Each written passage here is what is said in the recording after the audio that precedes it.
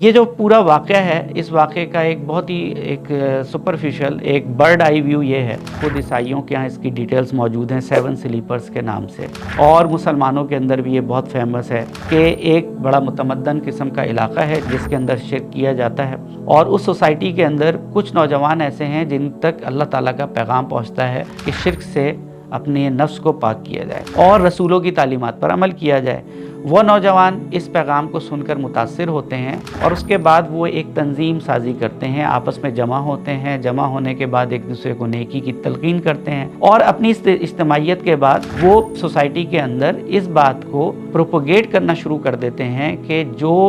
دین practice کیا جا رہا ہے ان کی بنیادیں غلط ہیں۔ وہ کوشش کرتے ہیں کہ اپنی سوسائٹی میں، اپنے خاندان کے اندر اسی دعوت کو عام کیا جائے اور لوگوں کو یہ بات پہنچانے کی کوشش کی جائے حتی الامکان کہ جن نظریات پر وہ اپنی زندگی گزار رہے ہیں وہ نظریات ٹھیک نہیں ہیں۔ وہ اپنی کوشش شروع کرتے ہیں اپنے خاندان سے، اپنے رشتہ داروں سے، اور پھر معاشرے کے بااثر افراد تک یہ بات پہنچتی ہے اور بالآخر ان کے اوپر معاملات سخت ہونا شروع ہو جاتے ہیں، یہاں تک کہ اپنے فیملی والے چھوڑ دیتے ہیں اور گورنمنٹ لیول کے اوپر ان کے خلاف اہتمام ہونا شروع ہو جاتا ہے کہ کسی طرح ان کو اس کام سے باز رکھا جائے۔ وہ نوجوان وہاں سے نکلتے ہیں اور کسی دوسرے ملک میں ہجرت کرنے کی خاطر راستے میں ایک غار کے اندر پناہ لیتے ہیں۔ غار کے اندر جا کے وہ کچھ دیر کے لیے آرام کی غرض سے لیٹتے ہیں، اور جب وہ اٹھتے ہیں اور اپنے ساتھی کو کھانا لینے کے لیے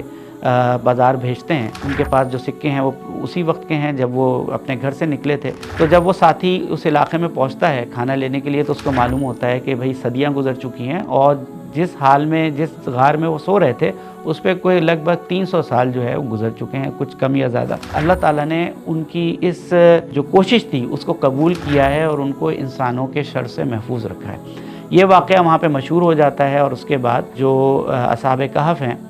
وہ واپس آتے ہیں اور شہر کے جو اولو الامر ہیں وہ وہاں غار پہنچتے ہیں، حقیقت جانتے ہیں، اور اس کے بعد اللہ پر ان کا ایمان مستحکم ہو جاتا ہے، شرک سے باز آ جاتی ہے قوم، اور اس کے ساتھ ہی ساتھ یہ جو اصحاب کہف ہیں اللہ تعالیٰ ان کی روحیں قبض کر لیتے ہیں اور وہاں پہ ان کا انتقال ہو جاتا ہے۔ جو پیغامات ایز اے پروفیشنل میں نے اس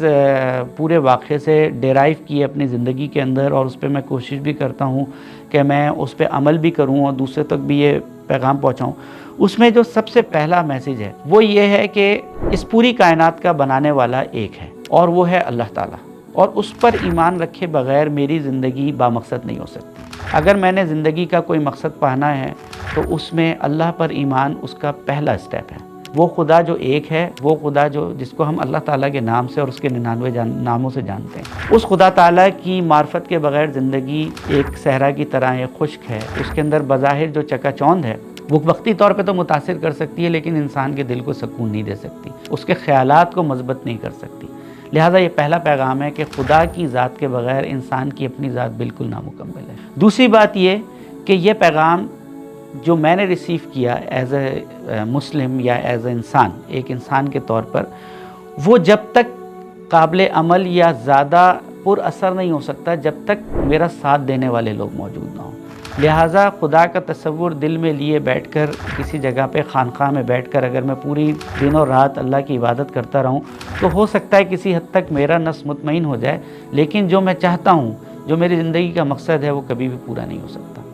لہٰذا ضروری ہے کہ میرے کچھ ساتھی ہوں، میرے کچھ رشتہ دار ہوں۔ تیسری چیز جو مجھے اس میں سمجھ میں آتی ہے وہ یہ ہے کہ صرف لوگوں کو جمع کرنا ضروری نہیں ہے، بلکہ ان کے ساتھ تنظیم سازی ہونا بھی ضروری ہے۔ تنظیم کا مطلب کوئی سیاسی پارٹی بھی ہو سکتا ہے۔ چوتھا پیغام یہ ہے کہ ہر نئی سوچ اور ہر نئے نیک کام کو کرنے میں عام طور پر انسانی رویے رکاوٹیں کھڑی کرتے ہیں۔ یہ رکاوٹیں انفرادی سطح سے لے کے اجتماعی سطح تک جا سکتی ہیں، لیکن ایک اچھے انسان کا، ایک اچھے کردار کا کام کیا ہے؟ وہ کام یہی ہے کہ وہ اگر جس چیز کو حق تسلیم کرتا ہے، سچ تسلیم کرتا ہے، صحیح تسلیم کرتا ہے، وہ اس کو ان پرنسپل اڈاپٹ کیے رہے۔ ایسا نہیں ہے کہ وہ لوگوں کی تھوڑی بہت مخالفت کے بعد اپنے خیالاتی تبدیل کر بیٹھے، تو اس کو پھر ہم استقامت نہیں کہتے۔ اس کا مطلب یہ ہے کہ جدھر کی ہوا چل رہی ہے ہم بھی اسی طرف جا رہے ہیں۔ پانچواں پیغام جو مجھے سمجھ میں آیا وہ یہ کہ اپنی بات پہنچانی ضرور چاہیے۔ ایسا نہیں ہے کہ اگر مخالفت ہو تو ہم ڈر کے کوئی بات ہی نہ کر سکیں، یہ انبیاء علیہ السلام کی بھی سنت ہے،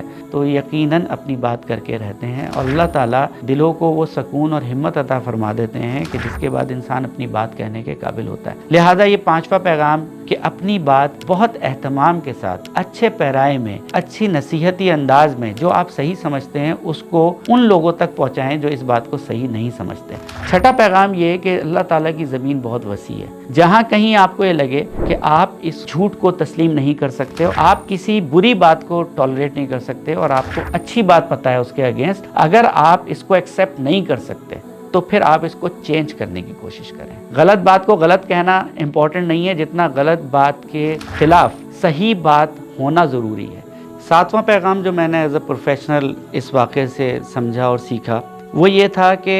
جب آپ کسی صحیح بات کی طرف توجہ دلانا شروع کرتے ہیں اور آپ حق کی جانب چلنا شروع کرتے ہیں، جو قدرت کی تمام جو طاقتیں ہیں قدرت کی، وہ آپ کا ساتھ دینا شروع کر دیتی ہیں۔ یہاں تک کہ جانور آپ کا ساتھ دینا شروع کر دیتے ہیں، یہاں تک کہ غار آپ کا ساتھ دینا شروع کر دیتے ہیں، یہاں تک کہ جو انوائرمنٹ ہے وہ آپ کے حق میں تبدیل ہوتا چلا جاتا ہے، اور یہ اسپیشل ارینجمنٹ ہے جو کہ قدرت کی طرف سے کسی بھی حق پرست انسان کے لیے ہوتی ہے۔ مثلاً اصحاب کہف کا کتا جو ہے وہ ان کی حفاظت پر مامور ہو جاتا ہے، جو سورج کی روشنی ہے وہ ان کو تنگ نہیں کر رہی ہے، اسی طریقے سے جو آوازیں ہیں وہ دب گئی ہیں، اور وہ کیونکہ جب انسان سوتا ہے تو سب سے پہلے وہ آواز سن کر ہی اٹھتا ہے یا خواب دیکھ کر، تو نہ ان کو خواب آ رہے ہیں، نہ ان کو کوئی ایسی آوازیں سنائی دے رہی ہیں جس سے کہ ان کی آنکھ کھل جائے۔ اس کے علاوہ جو آٹھواں پیغام اس کے اندر ہے وہ یہ کہ کامیابی کسی دنیاوی کامیابی پہ نہیں ہے، بلکہ کامیابی تو دراصل وہ کامیابی ہے جس کو اللہ تعالیٰ کامیاب قرار دے اور آخرت کے اندر کامیاب انسان کے طور پر انسان ڈکلیئر ہو جائے۔ یہ وہ آٹھواں پیغام ہے